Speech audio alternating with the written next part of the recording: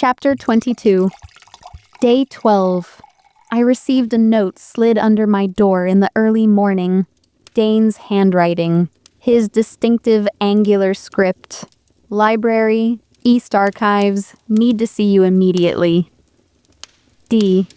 Hope surged through me with physical force. He was back. He had returned. He needed to see me immediately because he knew I was in danger. Knew I needed transfer. Every warning instinct screamed at me to be cautious. The forged note in the armory. The staged humiliations. Seraphina's cadre waiting to strike whenever I showed vulnerability. But I needed transfer so desperately that caution dissolved beneath biological necessity. The ink was killing me, hour by hour, cell by cell. If I did not transfer soon, I would dissolve into shrieking shadow thing and everything I was would be lost forever. I went to the East Archives. The library was nearly empty this early. Just a few dedicated students studying in corrals. The East Archives section was older, dustier, filled with texts that had not been touched in years. I walked between towering shelves that smelled of old paper and leather bindings and the particular mustiness of knowledge slowly decaying. The archives were empty. No Dane. No anyone. My stomach sank. Another forgery. Another staged humiliation waiting to unfold. I turned to leave. Marcus Thornwell stepped out from behind a shelf, blocking my path. Harrow. His voice was casual, almost friendly. We need to talk. I tried to step around him. He moved with me, still blocking. It does not have to be this way. He said, All this suffering, the ink accumulation, the isolation. I stared at him, trying to understand what game this was. Liv Harrow. Marcus continued, his voice reasonable, persuasive. Join my rotation instead. I am looking for a third binder, someone skilled. You would have regular transfers, protection from Seraphina's campaign, a chance to actually survive your training. No. My voice came out hoarse from disuse. Think about it. He stepped closer. Ashforge is gone. No return date. You are dissolving, dying. I am offering you life, partnership, everything you need. I said no. His expression shifted, the friendly mask slipping. Wrong answer. He lunged forward. One hand grabbed my waist. The other pressed a knife against my ribs, hidden between our bodies. The blade was cold, sharp, pressing just hard enough to promise violence if I moved wrong. He forced me back against the bookshelf, arranged our bodies into an embrace that would look intimate from a distance. Do not make a sound. He whispered against my ear, loud enough to look intimate, quiet enough that only I could hear the actual words. Your father's caravan is 2 days from Kelmar. It would be tragic if bandits found them. If you struggle, Cassia binds you right here. Understand? I could not breathe, could not think past the knife and the threat and my father's life hanging in the balance. Cassia lurked in the shadows behind a shelf. I caught a glimpse of her sweet smile, her hands already weaving the first threads of a binding spell, ready to immobilize me if I fought, if I screamed, if I tried to break free. Tilt your head back. Marcus ordered, his voice still that intimate whisper. Make it look convincing, or your father dies screaming in a corruption zone. I tilted my head back, feeling tears burn behind my eyes. This was the trap, the final move in Seraphina's long game. Footsteps echoed in the archives. Someone approaching. Marcus smiled against my neck. Perfect timing. Dane rounded the corner.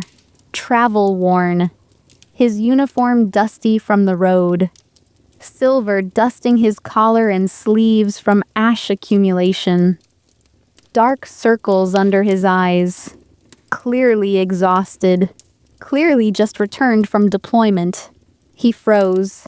His eyes went wide, then narrow, then cold. The tableau was damning. Perfectly staged.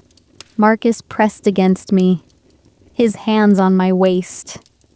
My head tilted back. Our bodies close together in what looked like passionate embrace. I opened my mouth to explain, to scream, to beg Dane to understand. The knife pressed harder against my ribs. A warning. Your father. Marcus breathed against my ear, too quiet for Dane to hear. I could not breathe, could not think past the knife and the threat and the horror of what Dane was seeing. Seraphina's masterpiece. Dane's first sight upon returning was the woman he had thought about for 12 days, apparently betraying everything between them. Marcus released me with theatrical suddenness, stepped back, turned to bow with exaggerated politeness to the frozen instructor. Apologies, sir. His voice carried false contrition. Did not realize this section was occupied.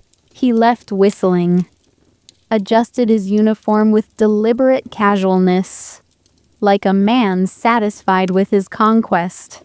I tried to speak. Shock and accumulated trauma had stolen my voice. The words caught in my throat, emerged as broken sounds that might be explanation or plea, or just animal distress. The sound was barely human. Please. Tears burned in my eyes, blurred my vision until I could barely see. Through the distortion, Dane's expression seemed to shudder completely, going cold and crystalline as winter itself. But I could not make out the details of his face, could not read what was actually in his eyes. The ink whispered through my channels, making reality fragment.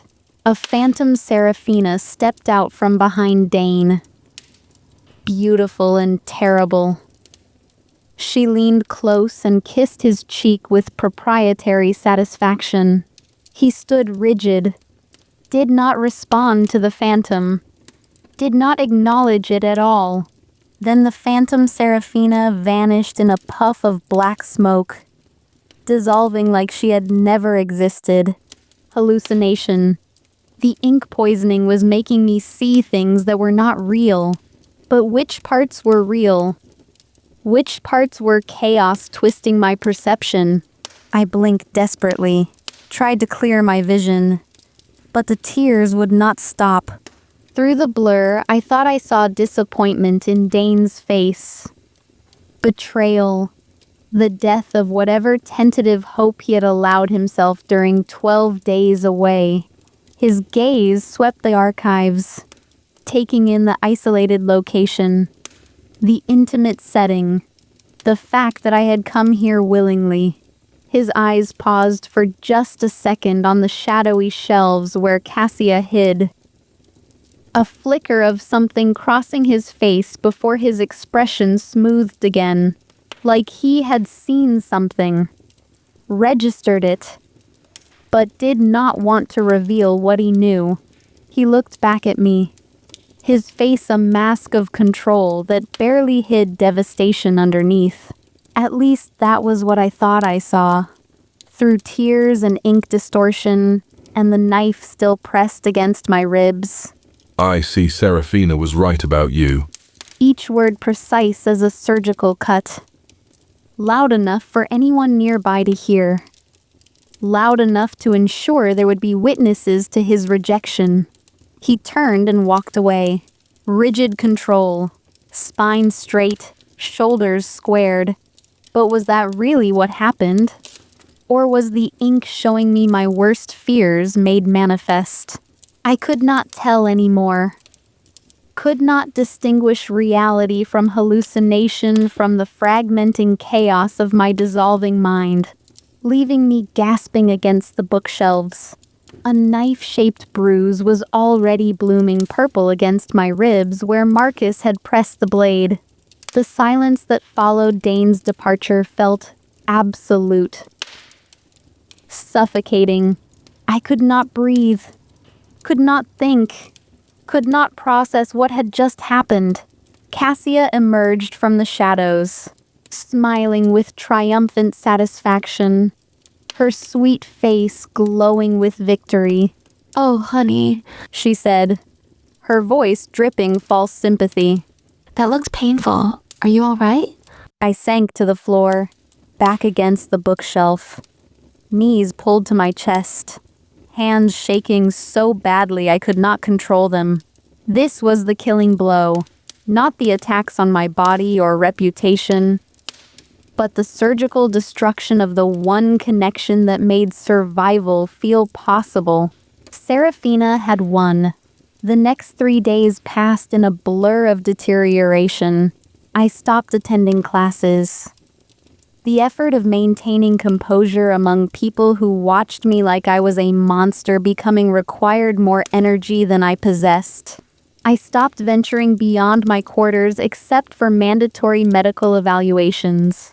The medic was an older woman with kind eyes and a resignation that spoke of too many doomed cases. "You need to transfer," she said, writing notes on her tablet. "Immediately. The ink accumulation is catastrophic." I sat mute, staring at nothing. She sighed. "I am officially ordering you to seek transfer. Do you understand?" I nodded, but we both knew no one would actually transfer with me. Not enough to stop the degradation. This was official documentation for plausible deniability. When I dissolved into Shadow Thing, the Academy could say they had ordered treatment, that I had refused help, that my death was tragic but unavoidable. The ink built catastrophically without transfer, accelerating the dissolution, speeding the transformation. I caught myself having conversations with reflections that moved independently, standing in front of the mirror, watching my reflection gesture and speak words I was not saying, responding to questions I had not asked. "We should leave," my reflection said, "before it is too late." "Where would we go?" I asked, my voice hollow. "Anywhere, nowhere. Does it matter?" I experienced memories that belonged to multiple versions of myself simultaneously. The caravan burning during my outburst, but also the caravan arriving safely, and the caravan attacked by bandits, and the caravan transformed into crystalline sculpture, all happening at once, all equally real, all fragmenting my sense of what had actually occurred. I laughed and wept and raged at nothing, standing in the center of my room, cycling through emotions with no connection to external stimuli. Just pure chaos expressing itself through the failing vessel of my body. Objects orbited slowly through the air. My books, my clothes, the chair, all caught in the gravitational distortion of uncontrolled magic, floating in lazy circles around me like I was a black hole pulling reality into orbit. The black marks spread to my face now, delicate tracings along my temples, across my cheekbones, making me look like a beautiful, terrible illustration from cautionary tales about solo practitioners who lost themselves to chaos. I was running out of time. The transformation into shrieking Shadow Thing approached with mathematical inevitability. Some distant part of my consciousness that still functioned with clarity wondered if dissolution might be preferable to this endless, grinding agony. At least Shadow Things did not feel pain. did not remember what they had lost, did not carry the weight of betrayal and abandonment and failure. I wrote in my journal. The entries grew increasingly incoherent as my sense of self fragmented. Day 13. The ink speaks in frequencies I understand now. It says dissolution is mercy. It says becoming nothing is better than being this. Day 14. Saw Dane in the training yard. He looked through me like I was already gone. Maybe I am. Day 15. Objects float. Reflections move. Time feels optional.